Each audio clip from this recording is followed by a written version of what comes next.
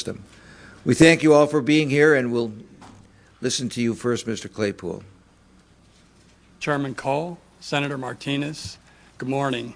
I'm Henry Claypool, the Washington liaison for PHI, which promotes quality care through quality jobs within the elder care disability services delivery system.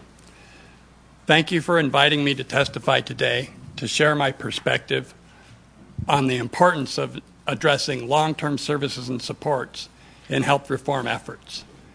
My testimony is also informed by my personal experience as a former Medicaid beneficiary and as someone that continues to rely on the supports provided by direct care workers today. Frankly, without the assistance of others with routine and often intimate tasks, I wouldn't be able to be here today, much less work, pay taxes, life in my community. These services are, in short, are what enable many Americans like me to work and contribute to the nation's economy. The wages paid to direct care workers likewise spur the economy. Direct care jobs constitute a $56 billion economic engine fueled by the personal income that over 3 million direct care workers spend largely on locally produced goods and services in their community.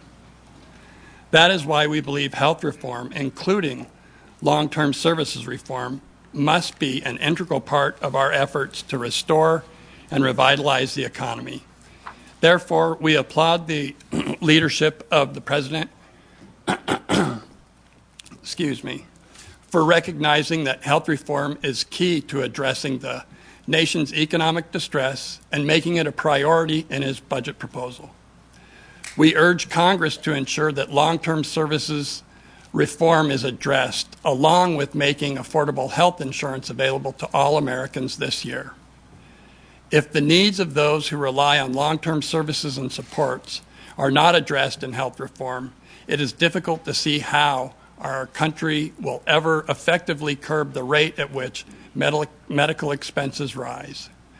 We believe health reform must include 1, reforms to make more community-based long-term services and supports available to Americans in need, and 2, efforts to build capacity in direct care workforce which provide these critical community living services.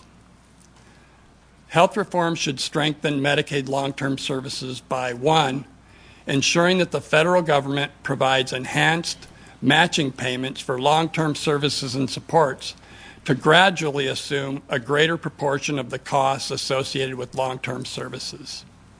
2, require that states in return provide a certain level of service, making it possible for beneficiaries to lead meaningful lives in community.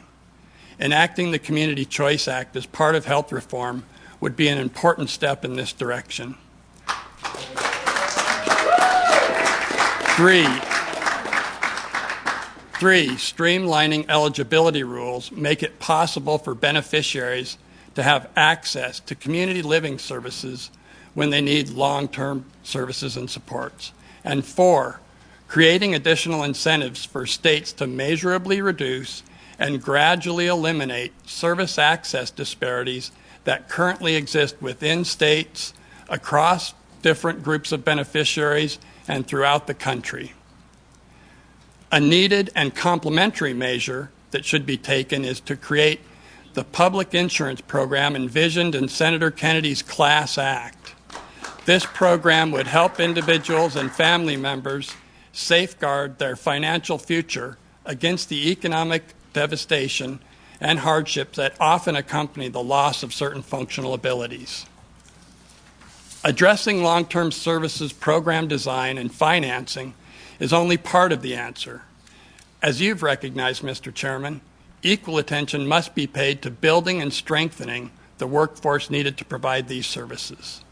In order to provide services and supports to an increasing number of Medicaid beneficiaries in the community and develop service delivery systems that are more cost-efficient and effective in promoting positive health outcomes, we need, 1, to improve direct care worker compensation by increasing wages and ensuring access to affordable, comprehensive health care for workers.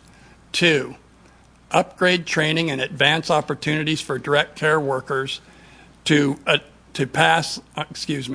workers by passing the chairman's proposed retooling the Healthcare Workforce for America Act, an important next step which PHI is pleased to support. 3, explore new health management practices that target behavior, habits, and daily activities of people with chronic conditions and the direct care staff that work with them. Since these individuals often see each other every day, it is likely that with the right resources, consumer and worker together can reshape habits, promote more healthy lifestyles. Mr. Chairman, I appreciate the opportunity to testify and be pleased to answer any questions.